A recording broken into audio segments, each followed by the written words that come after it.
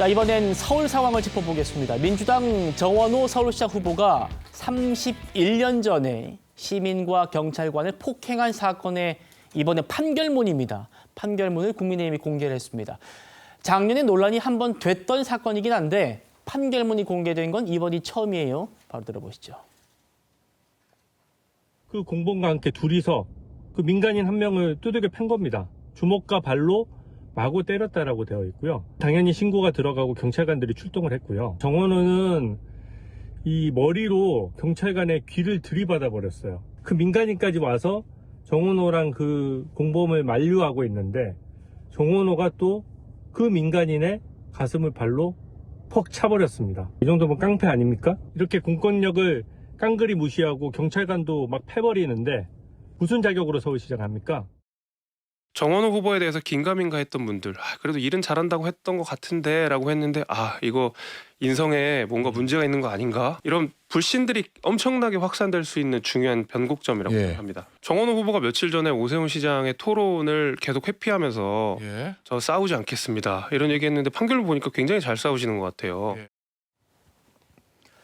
다시 한번 말씀드립니다. 이 사건도 이미 지난해에 논란이 됐던 사건이고 2025년 12월 15일에 정원호 후보도 미숙했습니다. 반면교사로 삼고 살고 있습니다라고 사과를 했습니다. 그렇습니다만 판결문을 통해서 더욱 구체적이고 정확한 당시의 상황이 처음 드러난 것이고 이거는 이제 구자영 변호사님 말씀 주셨던 공소장 내용처럼 맥락과 또 여러 가지를 또 유추해 볼 수 있는 또 증거가 될 수 있기 때문에 또 다뤄보고 있는 측면도 있습니다. 김혜정 의원님, 판결문에 주먹과 발로 얼굴 수회 때리고 전치 2주 상해, 귀 부분을 들이받고 가슴 부분을 발로 걷어찼다. 이런 내용도 담겨 있고 현행범으로 체포하려고 하니까 경찰관이에요. 머리 위 귀 부분을 들이받고 순찰차 앞에 드러누워 소란을 피웠다. 폭행, 공무집행방해 혐의 1심에 300만 원 벌금이 나와 있습니다. 굉장히 판결문에 적나라하게 쓰여 있습니다. 네. 마치 아주 옛날에 그냥 멋모르던 젊은이 시절에 있었던 일처럼 얘기를 하고 있는데 이때는 소위 그 민주화된 정부가 들어서 있었던 상황이었고요. 그리고 정원호 후보는 당시 양천구청장의 비서관으로 공직에 임하고 있을 때였습니다.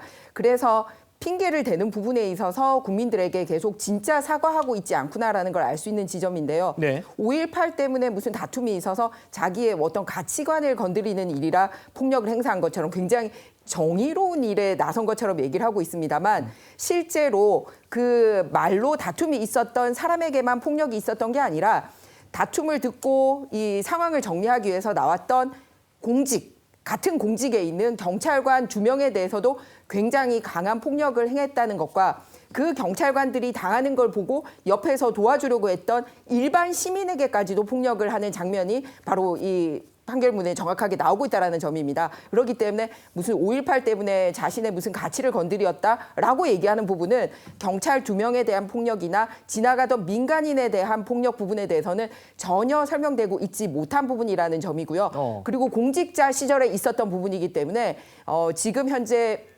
단순하게 오래된 일이라고 보기에는 한번 걸러야 되는 부분이지 않나라고 생각을 합니다. 그래서 과거 같은 경우는 사실 민주당이 제대로 된 공천 시스템이 되어 있다면 구청장 후보로 이 점검했을 때도 상당히 문제가 됐어야 되는 부분인데 그때는 유야무야 넘어갔을지 모르지만 조금 더 큰 선거에 나와서 정정당당하게 사실관계에 대해서 밝혀진 만큼 그냥 5.18이라고 넘어갈 수 있는 부분은 아닌 것 같습니다. 앞으로 시민들의 안정을 위해서 그리고 공무원들에 대한 전체적인 통과를 하기 위해서 공무집행 방해를 하고 특수폭력을 한 부분에 대해서는 명확하게 사과를 하고 짚고 넘어가야 될 부분인 것 같습니다. 알겠습니다. 국민의힘은 서울시장 하겠다는 사람이 특히 이제 공권력에 불응했던 그 부분이 맞느냐라고 따져 묻는 것 같고 그런데 정원호 후보는 조금 전에요. 다시 입장을 냈습니다. 이미 선거 시작할 때부터 공식적으로 공개적으로 이 사건에 대한 입장 표명했다. 그런데 국민의힘이 또 재탕을 하고 있다라고 반박을 했습니다. 캠프에서도 32년 전 일을 다시 끄집어낸다고 반발하고 있습니다. 32년 전의 얘기잖아요. 근데 저도 정확한 내용의 팩트는 모르겠는데 예. 그러니까 안 되는 집안들은 뭐냐면 없는 거 있는 거를 다 끄집어내요. 오세훈 캠프는 내가 서울시장 캠프에서 이렇게 일을 잘했다. 생활을 변화시켰다. 아니면 시민들의 만족도 수준을 높일 수 있는 쪽으로 가야 되는데 그걸 못하는 거예요. 그래서 그러다 보니까 이러한 무리수를 두는 거예요. 안 되는 집안인 겁니다. 그게. 김 의원이 다시 한번 사과하라는데 아이, 제가 볼 때는 그렇게 선거를 치러서는 안 되는 거예요.